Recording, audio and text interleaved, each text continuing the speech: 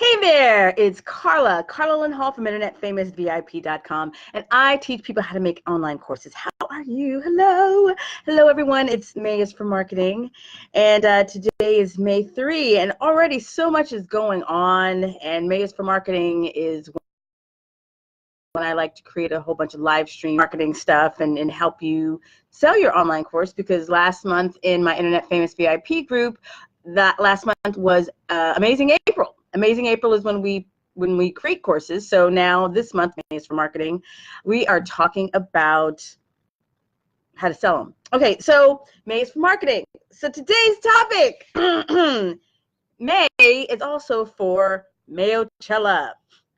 So last night was the Billboard Music Awards, and there was a performance last night, including Taylor Swift and a marching band.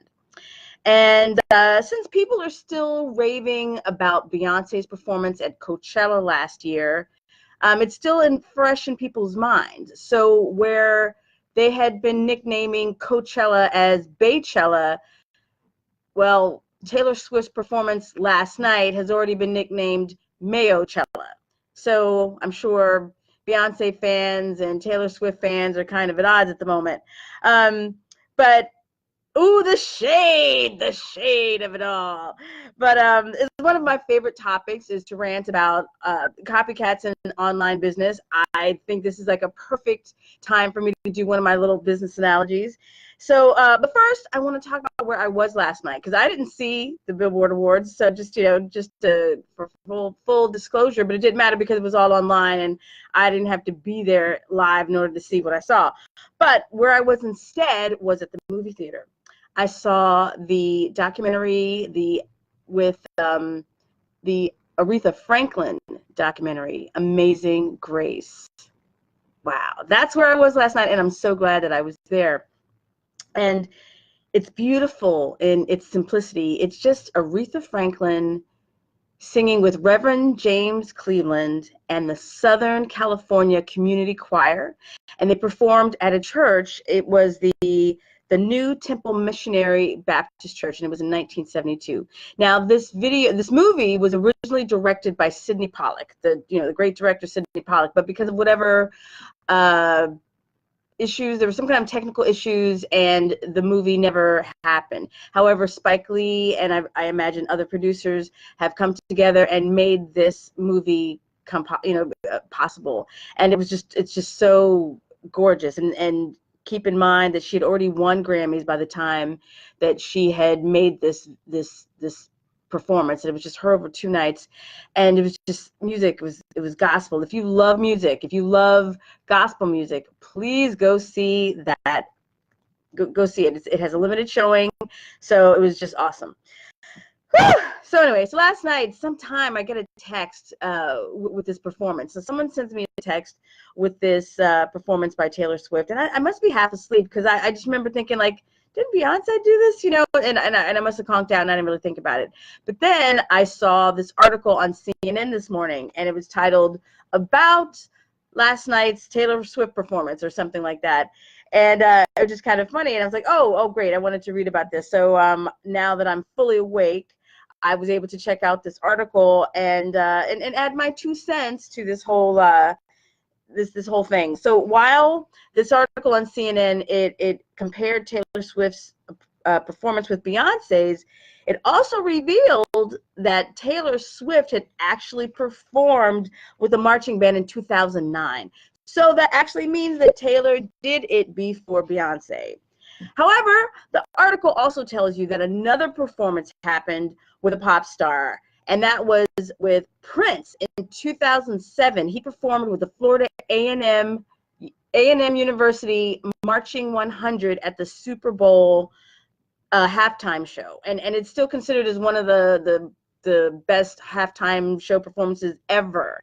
And then this article also mentions that Gwen Stefani performed Holla Back Girl in 2015, and even Madonna had a marching band performance in 2015. So what does it all mean? Well, it means, for one thing, Beyonce was not the first person. She wasn't the first pop star to perform with a marching band. Even if last year's Beychella's performance made some of us forget that. And for another, Taylor Swift's fans wouldn't care if she copied Beyonce. And they are Taylor Swift's fans. Therefore, Taylor Swift can do no wrong. And what does this have to do with online business, you ask? Well, I'm also into hearing a lot. Well, I guess also this week, I've been hearing a lot about people talking about copycats of their online courses or of their content. And a lot of people are just also afraid of putting stuff out there in fear of being copycatted or being copied. So so I'm not going to tell you that folks don't copy stuff on the internet, because they do. But I do have some thoughts that I'd like to share on this whole copywood thing. Oh, that's right. Jim Keyes mentions here that Fleetwood Mac also performed with the marching band, but that's not in the article. Oh my God, that's right. Tusk. And remember, that was a video, so they might have even predated Prince. That was with, I think that might have been like, it was Tusks, and Tusk was the name of their album. I'm thinking it was USC. I'm not sure. It might have been the University of Southern California Marching Band. I'm not sure about that, but they did another. So there we go. Thank you, Jim Keyes, for providing that reminder. So again, this is not new under the sun. Even if, Beyonce made us forget, and I love Beyonce, but she was not the first person to perform, with the marching band. Okay, so my thoughts. I have some thoughts, though, that I really want to bring back to the whole online business thing, because that is what I do. So be real. Be real. That's number one. I want you to think about, be so real in who you are and so authentic that it doesn't matter what other people are doing. Because when you're doing you and you're creating your own magic, no one can touch you. And everyone knows that that is you and that is your essence.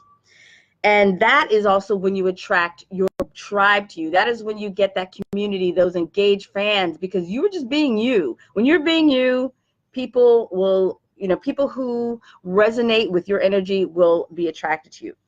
And like personally, me, I'm coming to terms with sharing more about having, a temp job or my spiritual woo-woo side online. And people are responding to that. And that's new for me. So for me, I'm taking more baby steps to kind of, lean into that.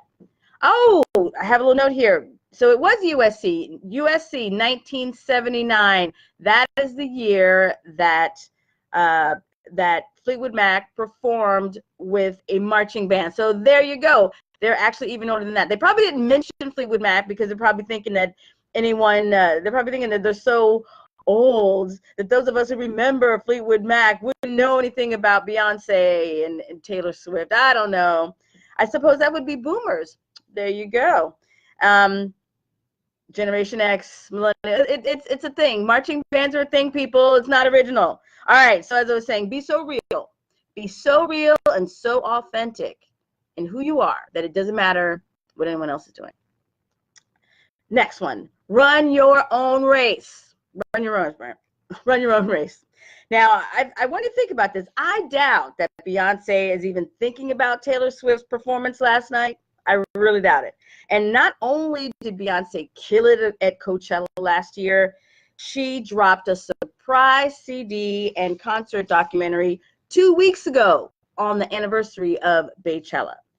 Beyonce also released her visual album Lemonade for streaming online at the same time. So at this moment, she just broke some records because now she has a couple of records on the Billboard 200 music charts right now.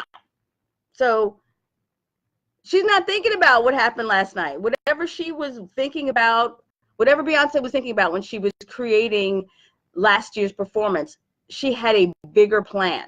And it's so much bigger than last night's performance at the Billboard Music Awards. So Beyonce's not worrying about it. Trust. So keep doing you. I'm talking about you. So if you're creative enough to come up with one idea, you can come up with more ideas. You are not a one-trick pony. So copycats can never keep up with the innovators. So I want you to be an innovator. Be that person who's creating, art and content and all kinds of ideas and sharing that with people. You're going to get people to copycat you. You just, flattery is the sincerest form of, imitation is the sincerest form of flattery. Yeah, there we go. Keep growing and keep shining and be an innovator. And copycats can never, ever keep up with innovators. And don't let fear stop you from shining. And yes, copycats happen. Yeah, they do. But not as much as you think. And some of you are afraid of putting your course together because you're afraid that someone's going to steal your wonderful idea. I hear that. And you know, and there's things that we could talk about at another time about different technical things or legal things that you can put in place in case someone does take your idea. But honestly, for a lot of you, I see this as an excuse for you not to be visible online. Now, if you're listening to this and this is resonating with you, you know I'm talking to you.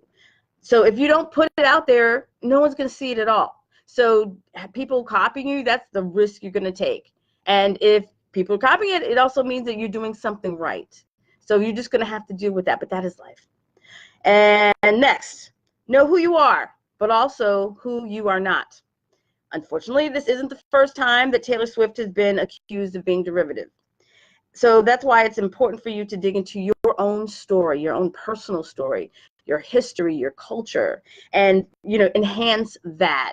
When people continually see you do things that other people are doing, it looks like you don't have any ideas of your own. So come up with some ideas of your own. Go do something.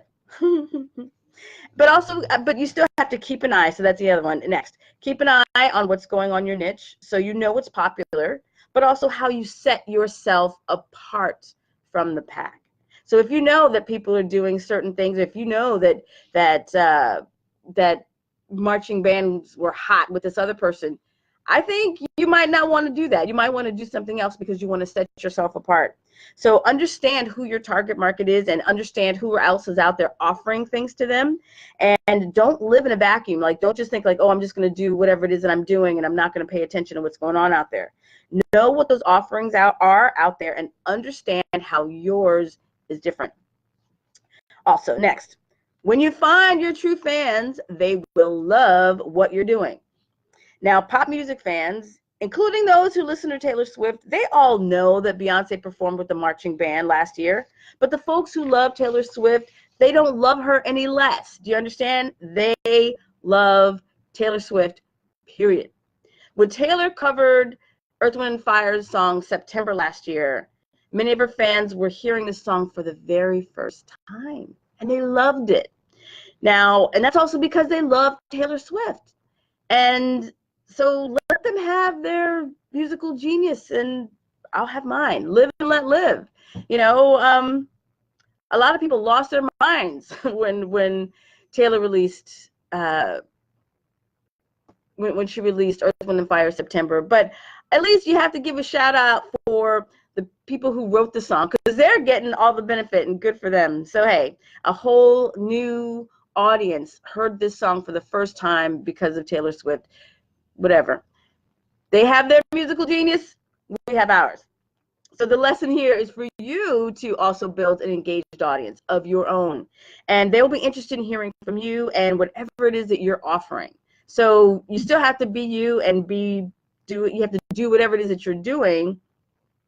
My producer Jim Keys here says, he sends me a note, says, yeah, but she used a banjo. I know. See, as I was saying, yeah, okay. So Jim definitely has some opinions on the banjo, but I will say that the songwriters of the song did benefit from this cover, and I'm just going to move on because people love Taylor Swift and they love Taylor Swift. Hey, live and let live. So but anyway, but having said all this, I do have one thought on Taylor Swift's performance. If I would have been involved in her planning session, I would have said that they should have waited at least another year for things to cool down from Beyonce's, performance, because it was iconic and it was in people's minds, and it's still in people's minds. So, yeah. And well, anyway, by the way, I still haven't seen Homecoming yet. Homecoming is the documentary, the concert film that she just surprise dropped on us, and she also released, Lemonade at the same time. But I haven't seen Homecoming yet because I probably will this weekend. That's kind of what I'm thinking, because I figure like I need to take a whole day to take it in, because I think it's going to be kind of like part of my self-care weekend routine. You know, I'm going to watch Beyonce and be inspired and, you know, take it all in before I can, you know, go forward. But we'll see about that. But anyway, till next time, I'm Carla Hall from internetfamousvip.com, and I will see you again soon.